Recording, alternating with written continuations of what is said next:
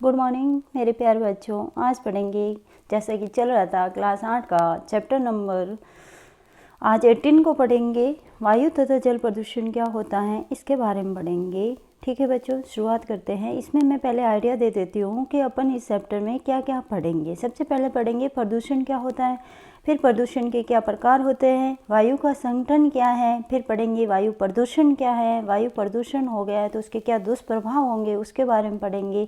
फिर पढ़ेंगे अम्लीय वर्षा क्या होता है, फिर ग्रीन हाउस प्रभाव तथा विश्व उष्णन मीन्स ग्लोबल वार्मिंग क्या होता है इसके बारे में पढ़ेंगे। फिर पढ़ेंगे वायु प्रदूषण को अपन कैसे कम कर सकते हैं, उसके क्या उपाय है उसके बारे में। फिर पढ़ते हैं, दूसरा रहेगा सबसे बड़ा पॉइंट है इसे जल प्रदूषण क्या होता है। उसमें जल प्रदूषण सबसे पहले ये पता होना चाहिए उसकी क्या होता है, जल मीन्स उसकी क्या परिभाषा है, जल प्रदूषक क्या होते हैं, उसके जल प्रदूषण के क्या कारण है, उसके क्या दुष्प्रभाव हैं और अपन जल को कैसे शुद्ध कर सकते हैं इसके बारे में पढ़ेंगे। लास्ट रहेगा कि जल की बचत का 5R सिद्धांत क्या है इसके बारे में पढ़ेंगे। ठीक है बच्चों, आज स्टार्ट करते हैं इस चैप्टर को। सबसे पहले प्रदूषण है क्या। ठीक है, क्या होता है प्रदूषण। तो पर्यावरण में जो विभिन्न घटक होते हैं जैविक अजैविक, उनमें होने वाले अवांछित परिवर्तन मतलब अनचाहे परिवर्तन को अपन क्या कहते हैं, प्रदूषण। सामान्य भाषा में प्रदूषण का क्या अर्थ होगा, दूषित वातावरण ही क्या है, प्रदूषण। ठीक है बच्चों, फिर है अपन जो प्राकृतिक प्रदूषण हो रहा है उसके क्या प्रकार होते हैं इसके बारे में पढ़ते हैं। पहला होता है जल प्रदूषण, ठीक है। दूसरा है वायु प्रदूषण। तीसरा है भू प्रदूषण मीन्स जो मृदा प्रदूषण मतलब मृदा होती है जो आपकी मिट्टी है उसके अंदर जो प्रदूषण हो जाता है तो उसे क्या कहते हैं, मृदा प्रदूषण। ध्वनि प्रदूषण मीन्स आपको नाम से लग रहा होगा कि ध्वनि प्रदूषण क्या है। ध्वनि प्रदूषण क्या होता है बच्चों, अपन के जो कान हैं वो 80 डेसिबल तक की ध्वनि को सुन सकते हैं। अगर इससे ज़्यादा ध्वनि हो गई तो अपने कान उसको नहीं सुन पाएंगे।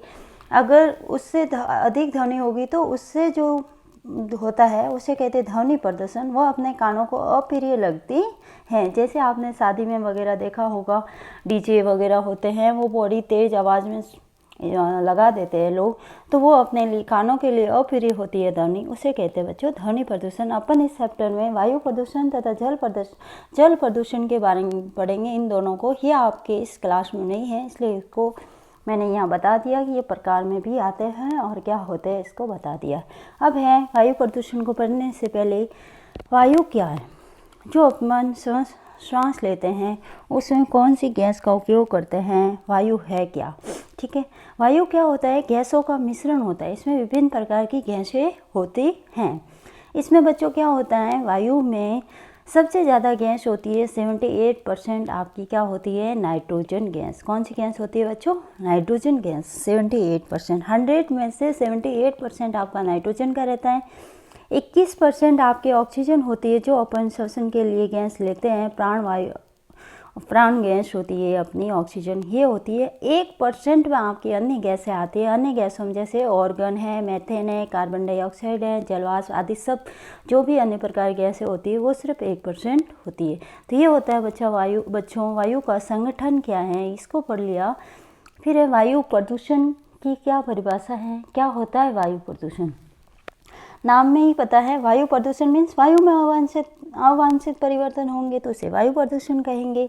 वायु में अवांछित पदार्थ जैसे वो कहीं से भी आ सकते हैं, उद्योगों से, स्वचालित वाहनों से निकले धुओं के मिल जाने से वायु की जो प्रकृति और अपन ने अभी संगठन देखा उसमें बदलाव आ जाता है।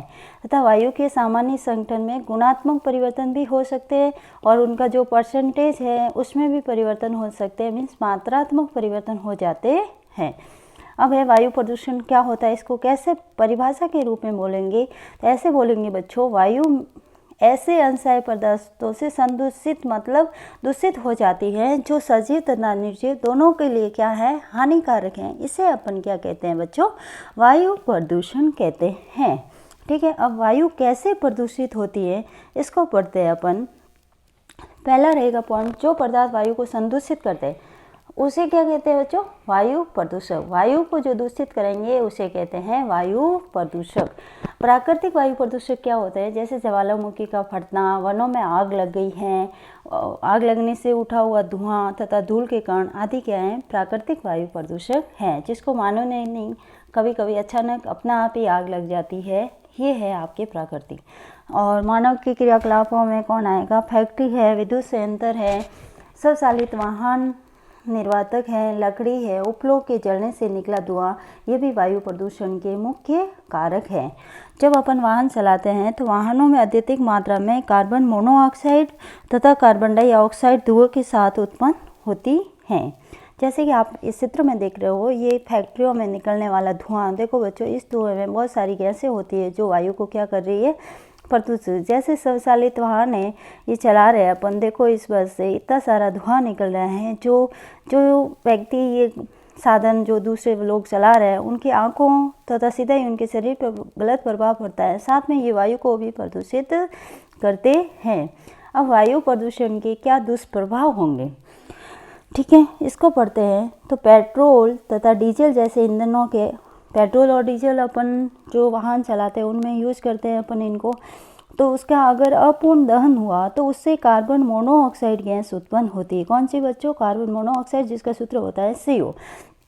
ये गैस क्या करती है? अपने शरीर में रुधिर होता है, रुधिर में क्या होता है? ऑक्सीजन वहन करने की क्षमता होती है। पूरे शरीर में ऑक्सीजन को सप्लाई कौन करता है? रुधिर।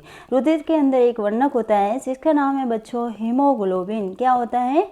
हीमोग्लोबिन। वो क्या करता है कि ये रुधिर हीमोग्लोबिन ऑक्सीजन के साथ जुड़कर अपने पूरे शरीर में इसका ऑक्सीजन का वहन करता है, ठीक है। तो अगर अपूर्ण दहन होगा तो ये कार्बन मोनोऑक्साइड अपने शरीर के अंदर चली जाएगी, तो इससे क्या होगा?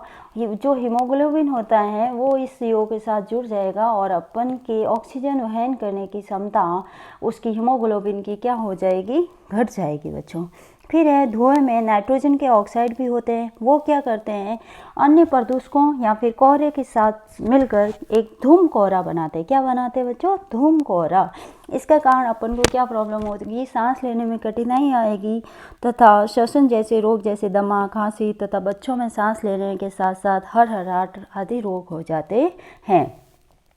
फिर है सीसा युक्त अगर पेट्रोल अपन यूज़ करेंगे, जिसके जो पेट्रोल होता है उसके अंदर सीसा होगा, तो उसके अंदर क्या पाया जाएगा? Tetraethyl lead. ये क्या करता है? एक घातक प्रदूषक होता है और ये कैंसर तथा से रोग का कारक होता है, टेट्राएथिल लेड।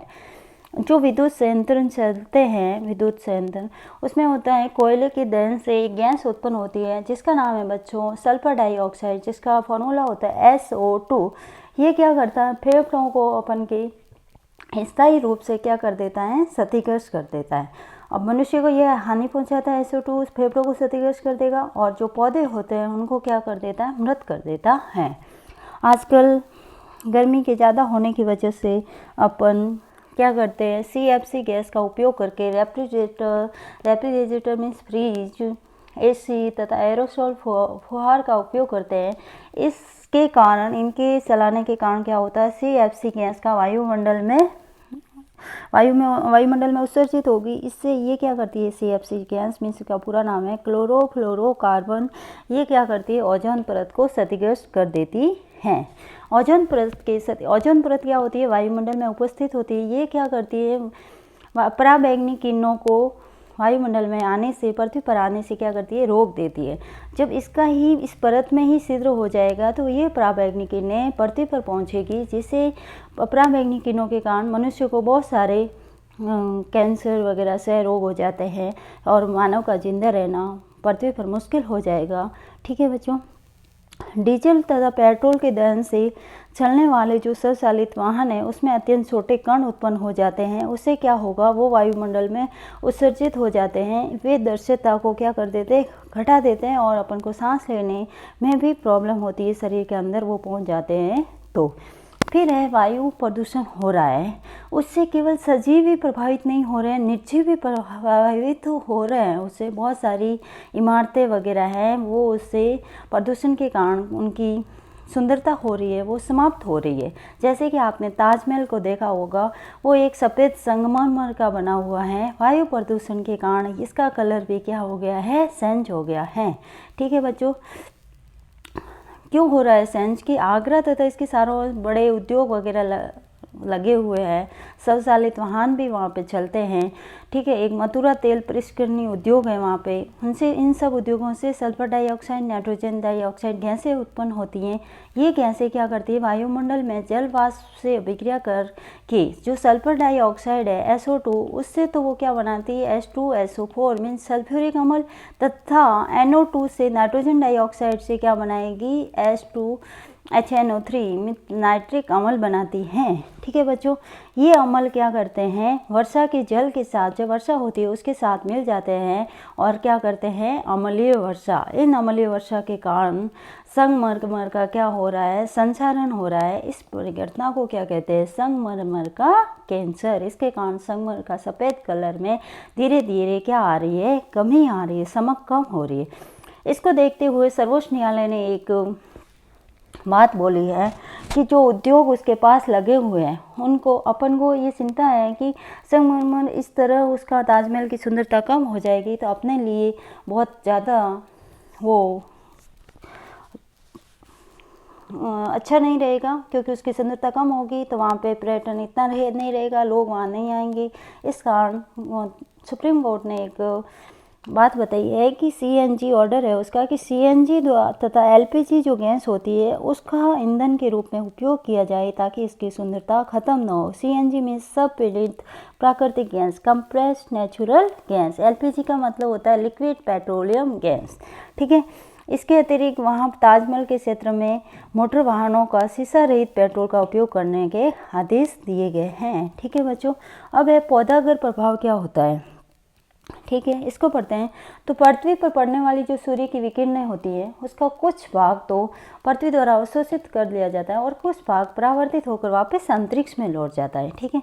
परावर्तित किरणों का कुछ भाग वायुमंडल में रुक जाता है। इस कारण पृथ्वी को वो किरणें क्या करती है, गर्म करती है। ठंडे स्थानों पर क्या होता है, पौधों को अनुकूल तापमान देने के लिए एक घर बनाया जाता है कांच का, जिसके अंदर क्या होता है, सूर्य की किरणें प्रवेश तो करेगी पर वापस बाहर नहीं निकलेगी। इस कारण वो क्या करती है, उस घर को गर्म रखेगी, जो पौधों के लिए अच्छा होता है। ये रुकी हुई उष्मा पौधा घर को क्या करती है, गर्म। पृथ्वी का जो वायुमंडल होता है उसमें भी क्या होता है, ये जो विकिरण होती है ये कार्य करती है, इसलिए इसे क्या कहते हैं, पौधा घर प्रभाव कहते हैं। इस प्रक्रम के बिना पृथ्वी पर जीवन संभव नहीं है, परंतु अब यह प्रक्रम जीवन के लिए खतरा बन गया है, क्योंकि बच्चों वायुमंडल में प्रदूषण होने से CO2 की अधिकता हो रही है। CO2 क्या होता है, वायु का घटक ही होता है तथा पौधे इसका प्रकाश संश्लेषण की क्रिया द्वारा भोजन बनाने के लिए उपयोग करते हैं, ठीक है। परंतु इसकी ज़्यादा मात्रा क्या होती है, प्रदूषक की भांति कार्य करती है। मानवीय क्रियाकलापों के कारण CO2 नियंत्रण क्या हो रही है, वायुमंडल में बढ़ रही है तथा वनोन्मूलन की खपत के कारण भी CO2 वायुमंडल में ज़्यादा से ज़्यादा बढ़ रही है।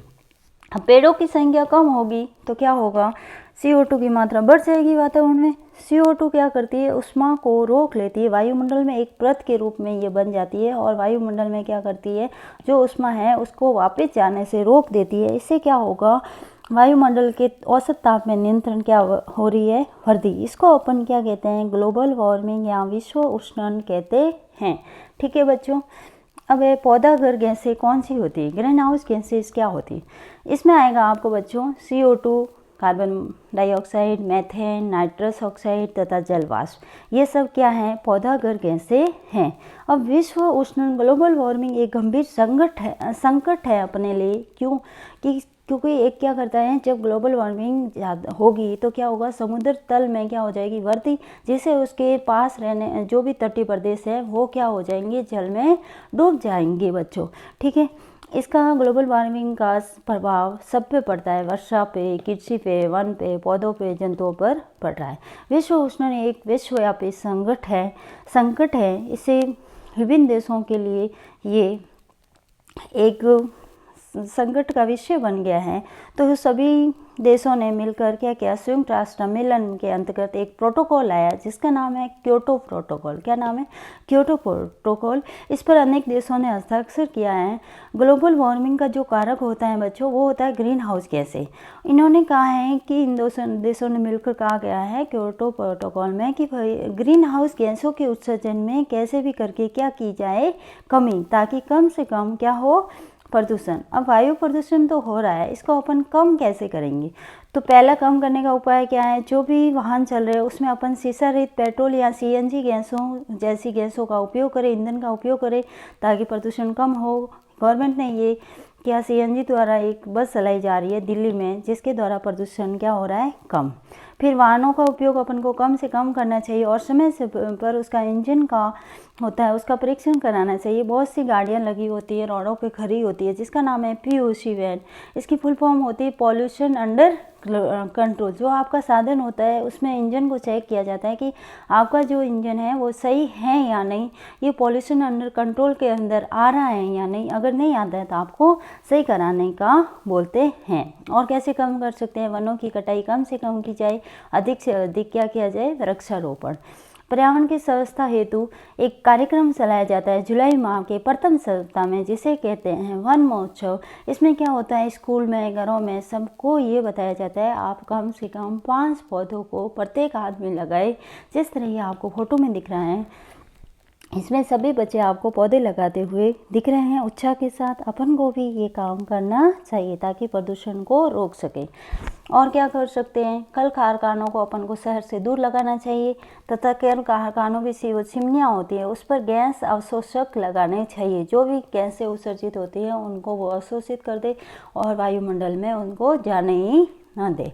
जो कचरा होता है उसको अपन को जलाना नहीं चाहिए, उसको कंपोस्ट पिट में डाल देना चाहिए, ठीक है। और बहुत सारे जो होते हैं अपन को ईंधन के रूप में सौर ऊर्जा, जल ऊर्जा, पवन ऊर्जा, इनको वैकल्पिक ईंधन के रूप में उपयोग करना चाहिए ताकि कम से कम प्रदूषण हो। ठीक है बच्चों, आज के लिए इतना ही। इसको अच्छे से पढ़ के आना, बाकी जो बचा हुआ उसको नेक्स्ट वीडियो में करेंगे। ओके बच्चों,